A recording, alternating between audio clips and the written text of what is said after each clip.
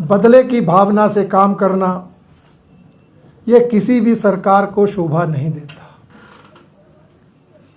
और उसमें भी आगे बढ़कर ये बात कर देना कि इस दौरान जो नए इंस्टीट्यूट क्रिएट हुए, नए संस्थान बने या जो संस्थान अपग्रेड हुए, स्तरोन्नत हुए, उनको डीनोटिफाई किया जाएगा, इस तुगलकी फरमान की भारतीय जनता पार्टी कड़ी निंदा करती है। भारतीय जनता पार्टी की सरकार ने प्रदेश की जनता के हितों को ध्यान में रखते हुए अनेक संस्थान अनेक विभागों में खोले, सभी विभागों में नए संस्थान भी खोले, उनको अपग्रेड भी किया, जनता की सुविधा के ध्यान में रखकर ये सब काम किए गए। परंतु सत्ता में आते ही सत्ता के नशे में उन सभी संस्थानों को डीनोटिफाई करने का निर्णय मैं समझता हूं एक तानाशाही पूर्ण निर्णय है, जिसकी जितनी भी निंदा की जाए कम है। आप सब जानते हैं 5 साल पहले भारतीय जनता पार्टी की सरकार बनी थी। आदरणीय मुख्यमंत्री जयराम ठाकुर जी के नेतृत्व में पहली कैबिनेट में जनहित में निर्णय लिए गए थे। 70 साल से ऊपर के बुजुर्गों की आय सीमा की शर्त हटाकर सामाजिक सुरक्षा पेंशन बढ़ाकर लगाई गई। गौ सदनों के निर्माण के लिए आर्थिक प्रबंध किया गया था। जनहित में निर्णय लिए गए थे, प्रदेश हित में निर्णय लिए गए थे। और दूसरी तरफ इस सरकार इस तरह प्रतिशोध की भावना से ग्रसित निर्णय लेकर अपनी शुरुआत करती है, ये दुर्भाग्यपूर्ण है। मैं आज इस प्रेस कॉन्फ्रेंस के माध्यम से माननीय मुख्यमंत्री से आग्रह करना चाहता हूं कि वो इस निर्णय पर पुनर्विचार करें। यह निर्णय प्रदेश की जनता के हित में नहीं है। उन्हें भगवान ने मौका दिया है, वो जनहित में निर्णय लें, प्रदेश हित में काम करें। भारतीय जनता पार्टी विपक्ष में होते हुए भी सहयोग करेगी। आज जहां हम उन्हें एक रचनात्मक सहयोग का आश्वासन देते हैं, वहीं ये चेतावनी भी देते हैं कि अगर वो इस तरह प्रदेश और प्रदेश की जनता के हितों के खिलाफ निर्णय लेते रहेंगे तो भारतीय जनता पार्टी संघर्ष करने से पीछे नहीं हटेगी, जन आंदोलन तक खड़ा करने में भी अहम भूमिका अदा करेगी और हर स्तर पर ऐसे जन विरोधी निर्णयों का विरोध करती करेगी। ये चेतावनी भी आज की मैं प्रेस कॉन्फ्रेंस में उनको देना चाहता हूं। मैं आप सबके माध्यम से प्रदेश की जनता को भी आश्वस्त करना चाहता हूं कि उन्होंने जो भूमिका हमें विपक्ष की दी है उसको मजबूती से निभाया जाएगा। जो भी निर्णय जनता के खिलाफ होगा उसके लिए लड़ाई लड़ी जाएगी और वो अगर इस तरह से प्रतिशोध की भावना से काम करेंगे, बदला बदली की राजनीति शुरू करेंगे, तो उसको भारतीय जनता पार्टी सहन नहीं करेगी। मैं यही चेतावनी देते हुए और उनको शुभकामनाएं, बधाई और रचनात्मक सहयोग का आश्वासन देते हुए आज की इस प्रेस कॉन्फ्रेंस में अपनी बात को समाप्त करता हूं।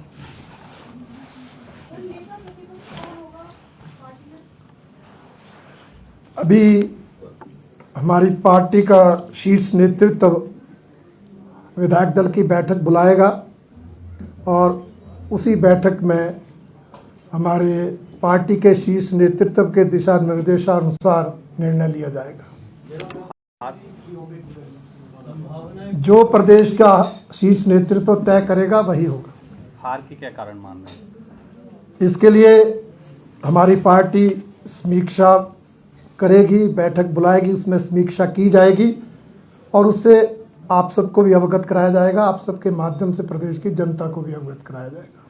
रणधीर जी, दो तीन मुख्य विषय हैं। एक तो कांग्रेस ने सत्ता में आते ही संभालते ही मुख्यमंत्री ने कहा है रोहतांग टनल में जो यूपीए प्रेसिडेंट सोनिया गांधी का फाउंडेशन स्टोन का जो पट्टिका लगी थी, भाजपा ने उसको हटाया था, उसको रिस्टोर करने के लिए लिखा भी है और उन्होंने कहा भी उसको हम लगाएंगे भी। तो कितना आपको क्या लगता है कि ये भी दुर्भावना से किया गया काम था? देखिए, भारतीय जनता पार्टी इस तरह की तुच्छ राजनीति में विश्वास नहीं करती। हिमाचल प्रदेश की जनता जानती है कि रोहतांग टनल हमारे पूर्व प्रधानमंत्री आदरणीय अटल बिहारी वाजपेयी जी का सपना रहा।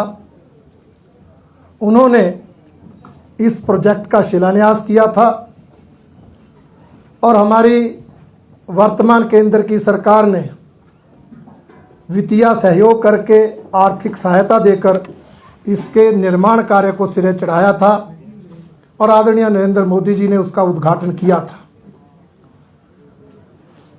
भूमि पूजन के नाम पर जो कार्यक्रम कांग्रेस पार्टी ने करवाया था वो उसकी पट्टिका लगाना चाहते हैं, पर मैं ये समझता हूँ कि अटल जी का नाम तो जनता के दिलों में लिखा है और उन्होंने इस सुरंग के लिए जो सपना देखा उसको साकार भी किया है और सरकार करवाया भी है। इसलिए कांग्रेस सरकार को लगता है वो पट्टिका लगानी, वो उनका निर्णय है, परंतु अगर वो अटल जी का नाम उस सुरंग से हटाना का प्रयास करेंगे तो उसको भारतीय जनता पार्टी सहन नहीं करेगी, उसके खिलाफ लड़ाई लड़ेगी। सर, इस मामले पर आपका क्या टेक है कि क्या लगानी चाहिए और पट्टिका की? नहीं, अभी डेट्स तय नहीं हुई। रणधीर जी, जिस तरह से हमीरपुर पार्लियामेंट्री से कांग्रेस को मुख्यमंत्री मिले हैं, 24 में लोकसभा के चुनाव भी होने और कांगड़ा पार्लियामेंट्री की बात करें तो भाजपा को कोई उस तरह की सीटें मिली नहीं है जिस तरह की भाजपा लेकर चली थी। तो आप 24 के चुनावों के लिए बिल्कुल चैलेंजिंग मानते हैं कांग्रेस से? देखिए, भारतीय जनता पार्टी हर चुनाव को एक चुनौती मानती है। हम जीतते, हमारी सरकार बनती, तब भी हम 24 के चुनाव को एक चुनौतीपूर्ण ढंग से लेते और आज नहीं जीते हैं तब भी चुनौती समझकर उन चुनाव को लड़ेंगे और जीतेंगे। क्या इस तालमेल को बिठाने के लिए ऐसा भी हो सकता है कि हमीरपुर पार्लियामेंट्री से ही नेता प्रतिपक्ष भाजपा को देखने को मिले? देखिए, ये सब पार्टी के शीर्ष नेतृत्व को तय करना है और जल्द ही वो तय करेंगे और विधायक दल की बैठक बुलाकर उसमें निर्णय लिया जाएगा। पूर्व मुख्यमंत्री के क्षेत्र में जो है डुमन साहब के क्षेत्र में सारी सीटें हार जाते हैं, तो एक क्या अंडरकरंट कोई नाराजगी भी थी? दूसरा नहीं, मुख्यमंत्री कोई भी हो उसका क्षेत्र पूरा प्रदेश होता है। कहीं ऐसा तो नहीं है कि मुख्यमंत्री जयराम ठाकुर पूर्व मुख्यमंत्री हैं, पॉलीलॉज कैंप को साथ ले जाने के चक्कर में हमीरपुर और कांगड़ा को इग्नोर कर बैठे, जिस वजह से ऐसा हुआ? नहीं, ऐसा कुछ नहीं। मुख्यमंत्री जयराम ठाकुर जी के नेतृत्व में हमारी सरकार ने प्रदेश हित जनहित में सराहनीय काम किए हैं, समाज के हर वर्ग को लाभान्वित किया है और ये जो रिकॉर्ड मत पड़े हैं, जो इतना कम मार्जिन रहा है, इसमें निश्चित रूप से श्री जयराम ठाकुर जी की सरकार की योजनाओं और उनकी सरकार द्वारा किए गए कामों के कारण हुआ है। सुखविंदर सिंह सुक्खू के एक्शन मोड को आप किस तरह देखते हैं? जिस तरह मुख्यमंत्री फैसले ले रहे हैं, चाहे हिमाचल भवन को लेकर हो या दिल्ली में हिमाचल भवन को लेकर हो, आपको क्या लगता है कि एक्शन मोड को किस तरह आप देखते हैं? मुझे लगता है वो काफ़ी दबाव में है। जो काम उन्हें पहले करना चाहिए था, मंत्रिमंडल का गठन, उसको वो कर नहीं पा रहे हैं। इसलिए कुछ कर रहा हूँ ये दिखाने में, आनन फानन में इस तरह के निर्णय लिए जा रहे हैं। भाजपा के विधायक इस निर्णय को सही मानते हैं कि वहाँ पर पैसा? ये कोई बहुत बड़ा निर्णय नहीं है, ये कोई ऐसा निर्णय नहीं है जिससे को बहुत क्रांति आने वाली है। इससे पहले कितने दिन कोई दिल्ली जाता है, कितने दिन कोई विधायक चंडीगढ़ और हिमाचल भवन में रहता है। ये मैंने कहा ना कि ये दिखाने के लिए कि मैं कुछ कर रहा हूँ, वो किया गया, अन्यथा इससे कोई फर्क नहीं पड़ता। नहीं, भाजपा की जो विधायक है या भारतीय जनता पार्टी निर्णय का सपोर्ट करती है? बिल्कुल, ये निर्णय ठीक है, इसमें कोई दिक्कत नहीं। रणधीर जी, कुछ स्टेटमेंट आज और कल अखबारों में भी छपी है। कुछ लोग भाजपा के कुछ नेता या कुछ जो लोग चुनाव लड़े उनका स्टेटमेंट आया है कि पूर्व मुख्यमंत्री प्रेम कुमार धूमल को पूरी तरह से बाई इलेक्शन में और अभी इस इलेक्शन में इग्नोर किया गया। उसका फॉल आउट है कि जो वोट परसेंटेज वो घटा है और भाजपा की हार का कारण बना है। साथ में इसमें ऐड कर लेता हूँ, धवाला जी ने भी कहा है कि सरकार जो थी पूर्व में वो जन भावनाओं को नहीं समझ पाई, खासकर कर्मचारियों से संबंधित जो इश्यूज थे उनको एड्रेस नहीं कर पाई। ये दोनों का आप रिप्लाई करें। देखिए, ये किसी की व्यक्तिगत राय हो सकती है। भारतीय जनता पार्टी सामूहिक नेतृत्व में विश्वास करती है और हमारी पार्टी में किसी भी नेता की अनदेखी नहीं होती। और आज भी पूर्व मुख्यमंत्री आदरणीय शांता जी, आदरणीय धूमल जी को पूरा सम्मान देती है, पूरा सम्मान करती है। इसलिए ऐसी कोई वजह नहीं है। हार के अनेक कारण हो सकते हैं, उनके लिए मैंने कहा पार्टी बैठक करेगी, समीक्षा की जाएगी और हार के कारणों पर विवेचन होगा। अच्छा, एक बात आप लोग बार बार कह रहे हैं कि हम बहुत कम अंतर से हारे 0.90%। अभी मल्लिकार्जुन खड़गे का जो आया था कि हार तो हार होती है, चाहे 1 वोट से है चाहे 10 वोट से है, तो आप हार निश्चित रूप से हार होती है। इसलिए मैंने शुरू में ही कहा, हम जनता द्वारा दिए हुए जनादेश को स्वीकार करते हैं। धन्यवाद।